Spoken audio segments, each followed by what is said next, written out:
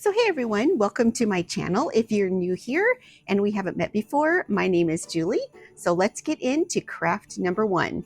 So I found these little cups at the dollar store and you can see they have like a little indent in the top and that one cracked. I tried to drill this out with my very fine drill bit. It didn't work. So I'm going to heat up the end of this metal skewer and then just poke a hole through the top of it with the plastic. Now this did take several tries, but I ended up getting it done. Now what we're going to make today is one of those vintage ornaments that are encased inside a little plastic container. And the bottom of this is simply a canning lid. And you can see how the rim sticks out a little bit, but that'll work out just fine. I found these glittery table runners at the dollar store, one in silver, one in gold, and I'm gonna use the gold today. And I really like, it's not super thick, but it is still very flexible and it's pretty and sparkly. And I didn't find that the sparkles came off everywhere. That's one thing that drives me the craziest about sparkly stuff, is that it just goes everywhere. But I just measured out and then I'm going to cut out the whole circle. And I did find later on, you will see in the video when I cut out the second piece for the bottom, that transferring the design of the ring is easier on the back than it is on the front. But I'm just going to use this tacky glue and get it all around the whole perimeter. And I'm going to use my little brush here just to get it as thin as possible. And then I noticed I didn't quite get it all the way on these edges, which it's kind of hard with that little bit of lip there, but you'll see here in a little bit, we go back through and tack it down with a little bit of hot glue. So I'm just going to press this down with my fingers the best that I can just to get it to adhere.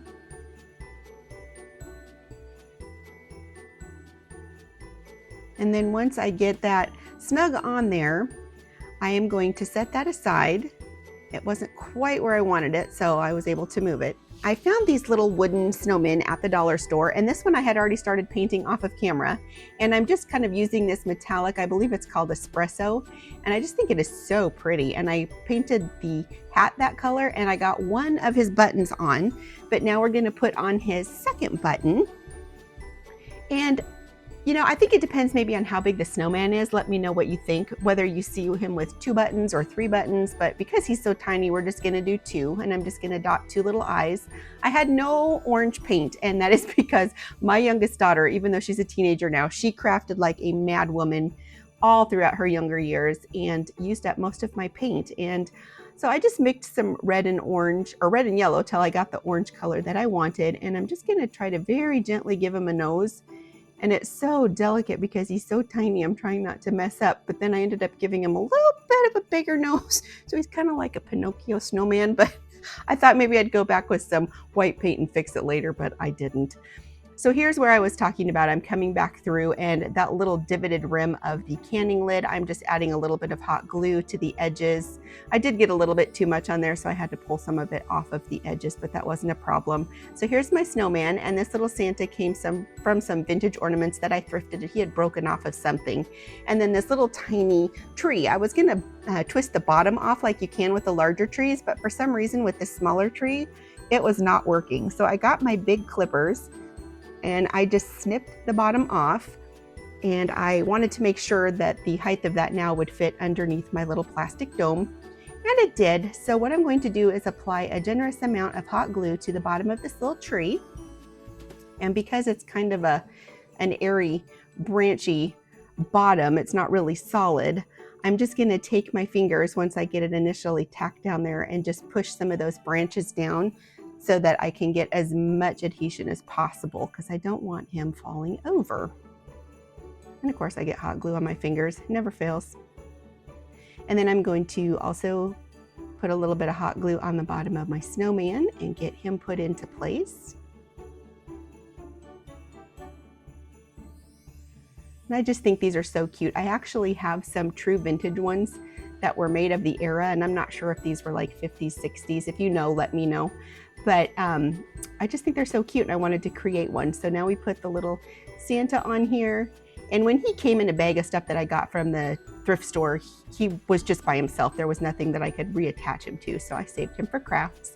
Now this is the base of the tree that we just chopped off, and I decided I needed something between the snowman and the little Santa, and I don't have any of those pre-made little peppermints that come in the packages, and so I decided I was just going to paint the bottom of this little tree stand white, and then I was going to try to paint some peppermint stripes. And I'm just going to tell you, I am not like the artsy drawing kind of girl. All three of my kids got that gene. It skipped me, but I'm doing my best here. I'm just trying to put some stripes on here to make it look like a peppermint. And I kind of felt like I was trying to do like the swooped stripe peppermints that you see, not the straight ones that go across the edge. And it was kind of effective, but like I said, did the best I could, and it's going to sit inside with some other stuff, so it's not really going to be the only thing you're looking at once it gets in there. So we'll set that aside to get it dried. Now that it is dry, I'm also going to put some hot glue on the bottom of this. And there was a little piece of wire that stuck out a tiny bit, but it wasn't so much that it wouldn't sit on there flat. It actually just kind of pressed right down into that little gold table runner there. So now we are at the point that I am going to put the string on the top of my lid. And I just have this striped like twine that I got, or I don't even know what it is, like baker's twine kind of stuff. Looks like peppermint at Walmart years ago. And I'm just going to string it through these little bells that I got at the Hobby Lobby. And the first one, I'm just going to do one, and then I'm going to tie it and put a couple knots on the top of it so it stays in place. And I probably really could have used like a non-sharp needle that you can use to thread things with on this, because it was kind of a tedious process, especially since I didn't have my reading glasses on to get that darn thread put through the tops of the little jingle bells, and also even getting it through this hole. It's amazing. The older you get, the worse your eyes get. Oh my word. But I was able to get it through. And what that jingle bell is going to do is it's just going to hold the lid up so it doesn't go through. Can see it there. And so I am going to string about 4 more, I believe 4 or 5 more, it looks like 4, so 2 green and 2 red onto the top, and then so that they stay in place on the top of the lid right there, I'm just going to put a little bit of hot glue so that they don't move. And then I'm going to take and tie a slip knot at the top and then cut off the excess so that I now have a little hanger. So now we are going to take the base, and I'm going to clean up just a smidge, and I'm going to put some hot glue, as thin of a layer as possible, all the way around that little divoted rim of that canning lid. And then I'm going to very gently put my top on and try not to get hot glue to ooze out everywhere so it doesn't have big clumps. I put on a pretty thin layer, so it did pretty good. But now that that is dried, you can see we are starting to have the finished look. Again, I can't remember what these are called, so if you know, let me know in the comments. But now the bottom, it seemed kind of plain, and I tried some Rub and Buff and it just didn't really do what I wanted it to do. So I just set that aside, and now I'm going to put this little rickrack that I got at Hobby Lobby, and it's actually just in the sewing section. It wasn't in the holiday section. And I'm going to glue it around the rim. And if you have ever seen the original ones of these, like the true vintage ones, they have this cute little tiny rickrack all around the edges of them. And I just think it looks adorable. So once I get to the end, I'm just gonna snip off the excess. And now we're going to work on the dangly piece at the bottom, because if you have ever really looked at one of these, they tend to have a little piece that hangs off the bottom, and either there's beads on it or little bells or something. So I got that all done, and I kind of tied a knot in between each bell so there was a little bit of spacing between them. And now I'm going to take another one of my plastic domes. They're little cups. I actually got those in the cup section at the dollar store. And I'm trimming around the edge because that perfectly fits the underside of the canning lid.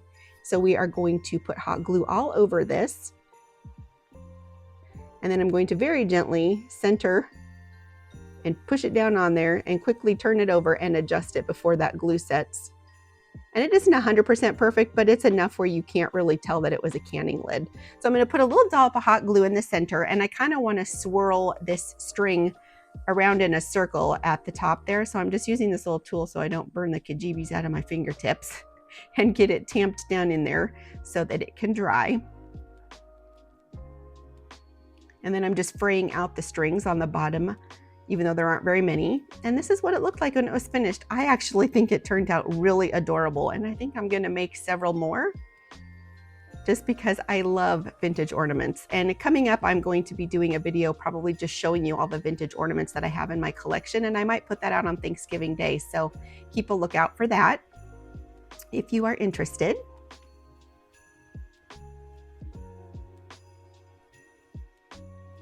So now we're going to go on to craft number 2. And for the second craft, we are going to revamp this vintage style bell. It looks like it's probably from the 70s. Picked it up at the thrift store for 99 cents. And I'm not really jiving on this plastic little greenery looking piece here, but typically these older bells always have holly on them. And the gold, I'm not a shiny gold girl. That's why I like a lot of times I'll put rub and buff over gold if I have a shiny gold piece.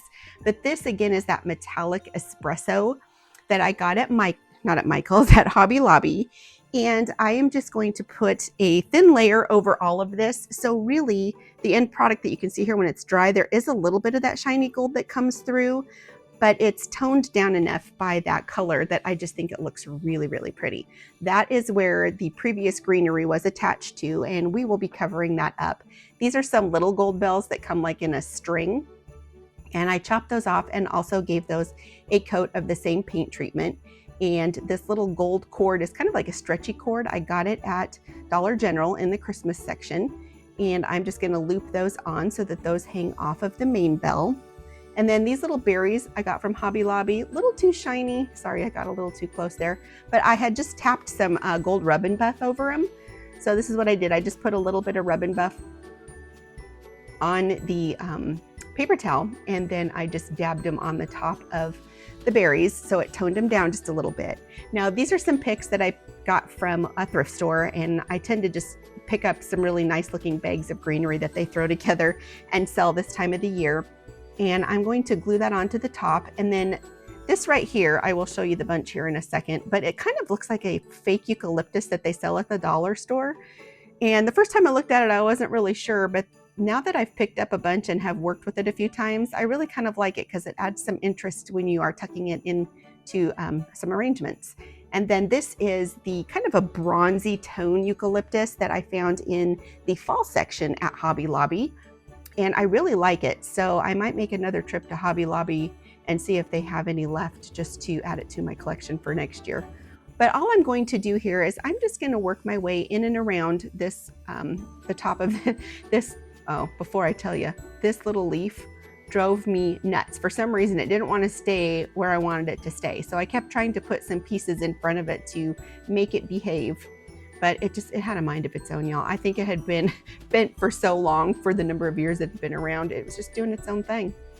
But these little berries, now that the rub and buff is dry, I'm just going to gather them up the way I want them to look and give them a twist together. Now these are the ones that come in a package where they're just little individual berries. And so I just put together as many as I wanted and put way too much hot glue on that, tripped on my table. But I got it glued into the center there, so we had the holly effect left. Now, if you notice, there was holly berries in this when we started, but they were so tiny that they got buried quickly when I started adding more greenery. So I'm just taking little individual leaves now and tucking them in and out so that it just fills it out a little bit more. And see, still fighting with that darn leaf. But this is what I ended up with when it was all said and done, and I think it turned out really adorable. It's simple, it's not overdone, but it is still vintagey. And I just think it looks super cute. Now I'm not probably gonna hang this, it's just gonna be a piece that sits for display. Now we're gonna move on to the craft number 3. And on this one, I have these little wooden frames that you get at the Dollar Tree. This paper I got off of Amazon, as well as the transfers. And the first thing I'm going to do is take my Waverly Antique Wax, and I am just going to give each one of these frames a coat of wax. Now, hindsight, I probably should have just done both sides, because in the end, where the two pieces come together, you could see a little bit of the brighter wood color on the back. But for now, I'm just getting all of the edges inside the frame as well as outside the frame coated with this wax. And I just find it easier to use this brush when I do it. Everybody has their own tool of choice, I guess. But once I get it all on there, then I'm just going to take my paper towel and I am going to rub off the excess. And the nice thing about this wax, and especially with wood that's porous and absorbs, is it dries pretty darn quick. So through the magic of YouTube, I have all 4 of them done and I'm setting them aside. Now this is some just additional frames that I have that I'm using for reference while the wood ones dry completely. And what I want to do is just kind of cut out a general piece of paper that fits the frame, and then I have to kind of dial it down. These are a little tricky because they're so scrolly. The first one that I'm doing, you can see how the inside of the frame is scrolly. So you really have to be careful to cut your paper just right. And I'm just going to lay my transfers on here, how I want them to look.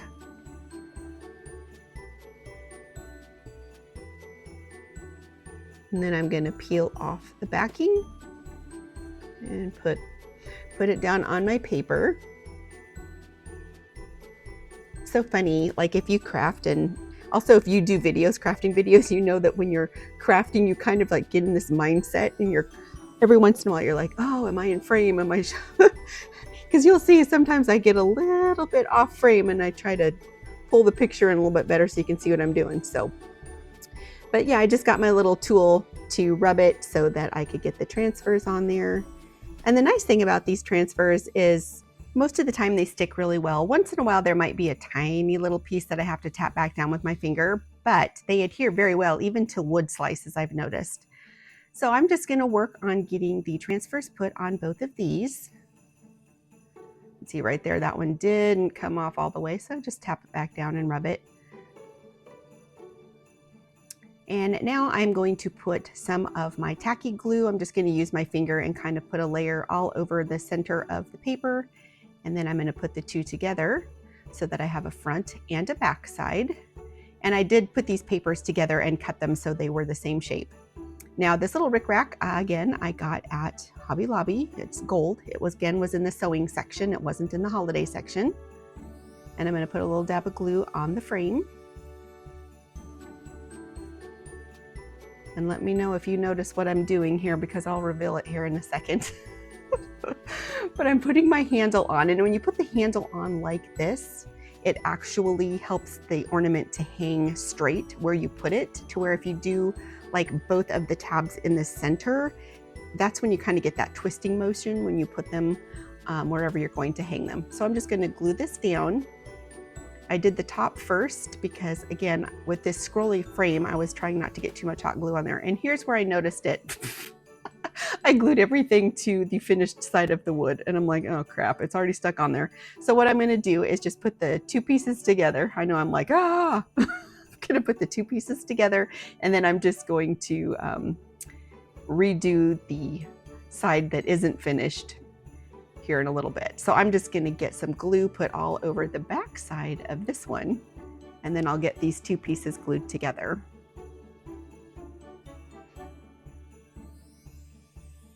Just like that. And I'm just pressing it to make sure the glue is stuck nicely together.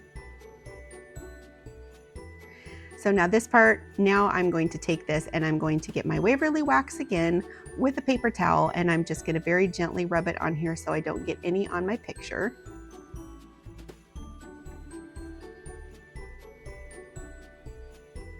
And it honestly wasn't too hard. It was just one of those things where I was like, you get moving too fast, you make mistakes. So here's how cute it turned out when it was done. Now you could put a little bit of tiny greenery and some berries on these, but I kind of like the simplicity of them.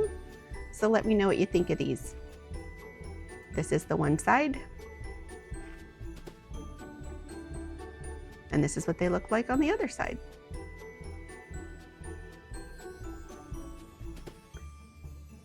And so for a wrap up, here is what all of my ornaments look like. We have the bell. Again, that classic holly on the bells. And this sweet little ornament. Sorry, you can see the ring light in the reflection. There wasn't any angle I could get it where it didn't show up. Let me know in the comments which one is your favorite, and if you love crafting, I'm going to have a playlist down here in the corner that you can click on to keep watching.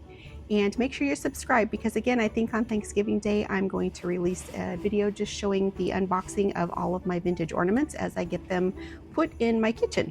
So thanks for hanging out with me today. I'll see you next time.